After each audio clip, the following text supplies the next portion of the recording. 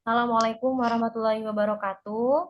Kami dari kelompok satu dari kelas R001 akan mempresentasikan hasil diskusi kami yaitu agroindustri perkebunan jagung di Jombang.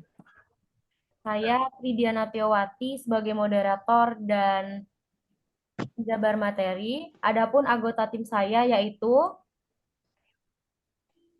Lilis Saya Setiawati, Lilis Setiawati dengan NIM D1C1230033. Saya Siti kemudian Kofifa Indarta dengan NIM D1C1230021.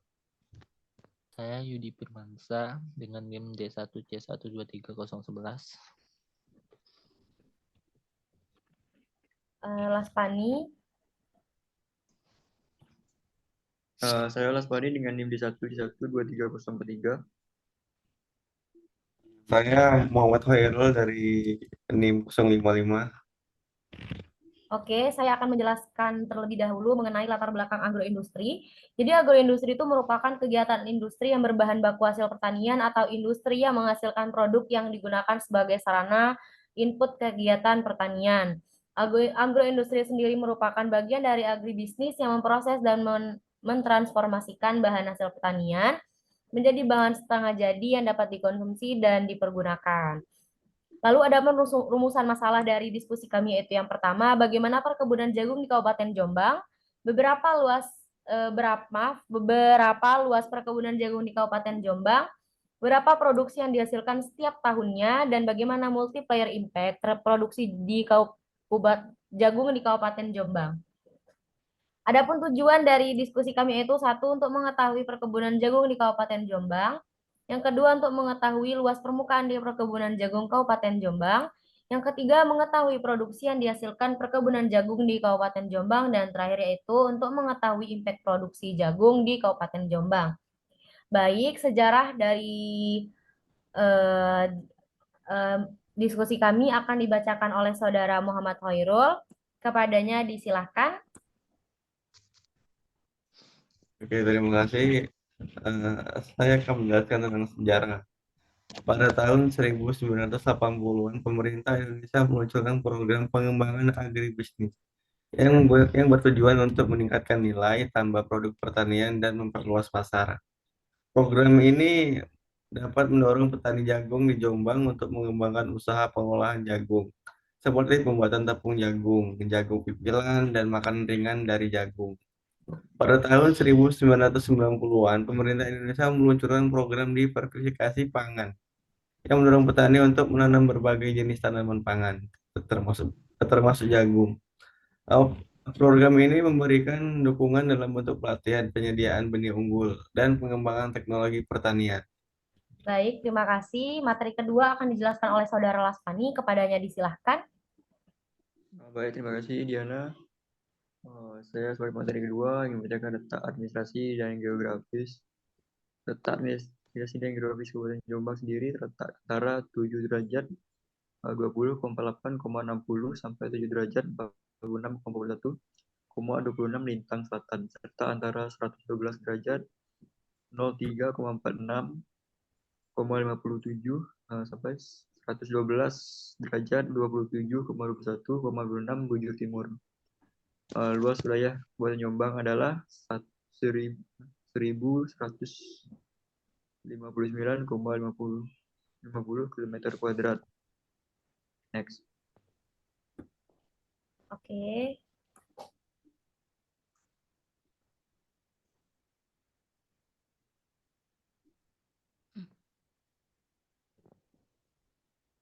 Laspani. Iya, udah. Maaf, nggak bagus. Letak administrasi dan geografis,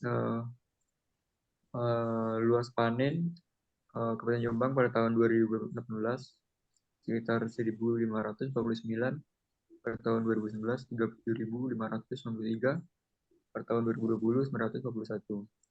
Produksi jagung pada tahun 2018 951, pada tahun 2019 itu 7.771, pada tahun 2020 7.618. Oke, terima kasih. Selanjutnya, materi selanjutnya akan dibacakan oleh Saudara Yudi Firmansyah. Kepadanya disilahkan. Oke, terima kasih Diana.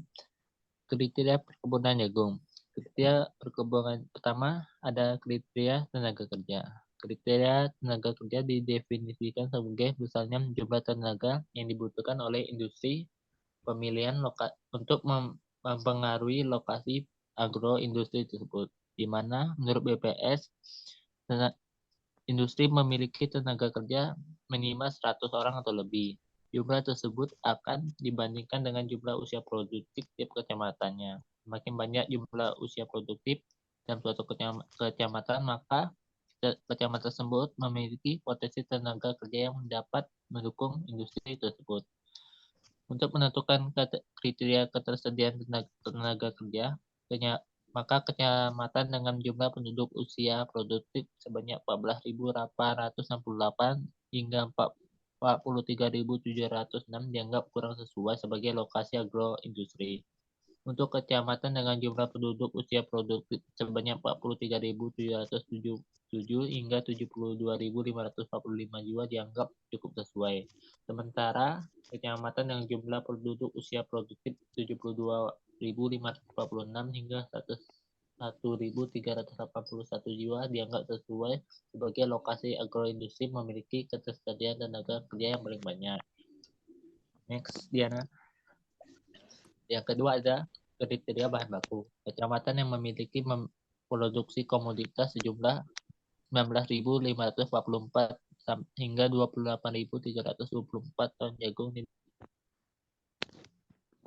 di kecamatan dengan produksi jagung 10.000 hingga 19.543 ton dinilai cukup sesuai, sementara kecamatan yang produksi jagung dengan jumlah 19.000 hingga 10.762 ton dinilai kurang sesuai untuk lokasi agroindustri tenaga kerja tersebut. Next, Diana. Yang ketiga ada kriteria kesesuaian lahan. Kriteria kesesuaian lahan terdiri dari 2 subkriteria, yaitu kesesuaian dengan harahan RT dan RW, serta memenuhi jumlah minimum luas untuk industri. Hal tersebut dilakukan untuk mendapatkan lokasi yang cocok untuk lokasi agroindustri komoditas jagung yang ada di Kabupaten Jombang. Sehingga lahan yang dipilih untuk lokasi industri lahan adalah lahan non-pertanian, non-konservasi, dan non-pemukiman. Oleh karena itu, lahan yang sesuai dengan kriteria lahan industri dinilai sesuai dengan lokasi industri area yang berada pada peruntukan industri dan lindung dinilai cukup sesuai. Sementara lahan pertanian, konservasi, dan lahan pemukiman dinilai tidak sesuai. Baik, terima kasih kepada Saudara Yudi. Selanjutnya materi yang ini multiplayer impact akan dibacakan oleh Saudari Lilis. Saudari Hovifah. Kepadanya disilahkan. Terima kasih Diana. Di sini saya akan menjelaskan tentang multiplier impact. Pada multiplier impact, biasanya pada kondisi existing pada kawasan agropolitan Kabupaten Jombang masih belum berkembang. Industri yang sedang berkembang saat ini mayoritas berbahan baku kedelai dan kopi. Tidak semua kecamatan memiliki industri skala sedang hingga besar berbasis pertanian. Kecamatan terbanyak yang memiliki industri berbasis pertanian terdapat pada Kecamatan Jombang dengan jumlah 6 unit industri. Dapat diasumsikan bahwa semakin banyak industri pertanian pada suatu kecamatan, maka kecamatan tersebut dianggap lebih sesuai sebagai lokasi agroindustri.